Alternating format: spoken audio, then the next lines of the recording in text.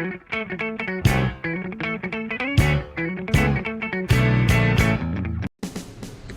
dari kelompok 7 Rombel K3 Program Studi S1 Manajemen Universitas Tidar akan memaparkan hasil dari observasi lapangan dalam bentuk wawancara langsung pada komoditas mie instan yang dilaksanakan di dua tempat yang karakternya bertolak belakang, yaitu pasar tradisional Kebon Polo dan pasar modern Alfamart. Berdasarkan teori ekonomi mikro, mie instan merupakan produk massal yang berhasil menekan biaya produksi rata-rata atau average cost ke titik paling rendah. Hal inilah yang membuat menjadi makanan praktis yang sangat populer dan terjangkau bagi mahasiswa Tidar maupun pekerja di Magelang. Berdasarkan hasil observasi kami, ditemukan adanya price gap atau selisih harga yang nyata. Di pasar tradisional Kebon Polo, mie instan dijual dengan rentang harga yang lebih lebar, yaitu Rp2.850 hingga Rp3.500 per bungkus. Sementara di Alfamart, harganya jauh lebih terstruktur dan stabil, di kisaran Rp3.000 hingga Rp3.200 per bungkus.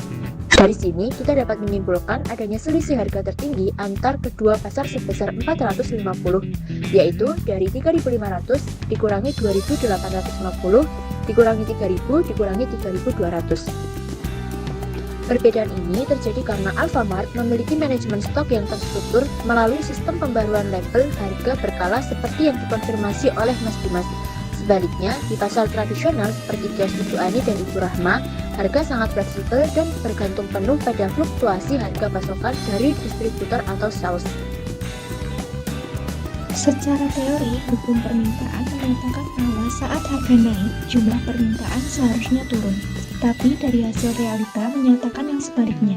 Berdasarkan wawancara kami dengan 4 pembeli, yaitu Ibu Nabila, Pak Adi, Ibu Sulis, dan Pak Rizal, mereka semua kompak menyatakan bahwa meskipun terjadi kenaikan harga pada mie instan, mereka tetap akan membeli mie instan tersebut. Dalam ekonomi mikro, fenomena ini membuktikan bahwa mie instan memiliki sifat permintaan yang inelastis, yaitu nilai elastisitasnya kurang dari 1. Konsumen memiliki sensitivitas yang rendah terhadap perubahan harga mie instan karena produk ini sudah dianggap sebagai kebutuhan penting yang praktis, mudah didapat, dan minim barang pengganti atau barang substitusi yang sepadan dari segi harga. Analisis selanjutnya yaitu analisis surplus konsumen.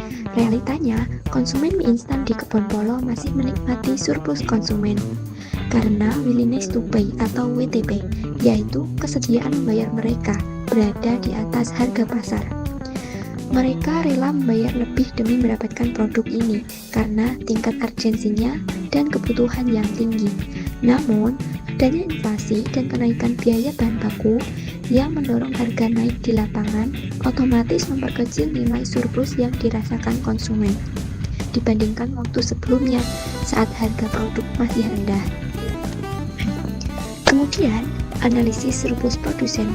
Di sisi lain, surplus produsen atau pedagang eceran di kedua pasar ternyata relatif tetap terjaga.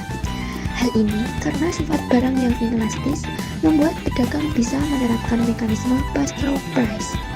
Artinya, ketika harga dari distributor naik, pedagang bisa langsung meneruskan kenaikan tersebut ke harga jual konsumen tanpa takut kehilangan volume penjualan secara drastis.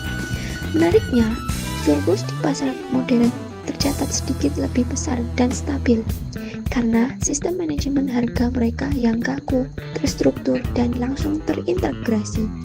Berbeda dengan pasar tradisional yang daya tawarnya lebih rendah terhadap distributor.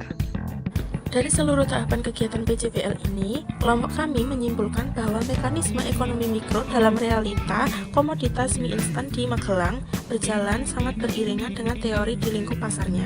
Permintaan yang inelastik menjadi jangkar utama mengapa komoditas mie instan ini sangat stabil di pasar tradisional maupun pasar modern.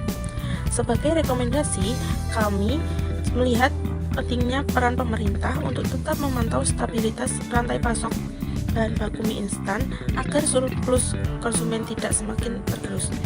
Bagi pedagang tradisional di pasar Kebon Polo, meningkatkan kenyamanan pelayanan adalah kunci utama agar tetap mampu bersaing ketat dengan pasar modern seperti Alfamart.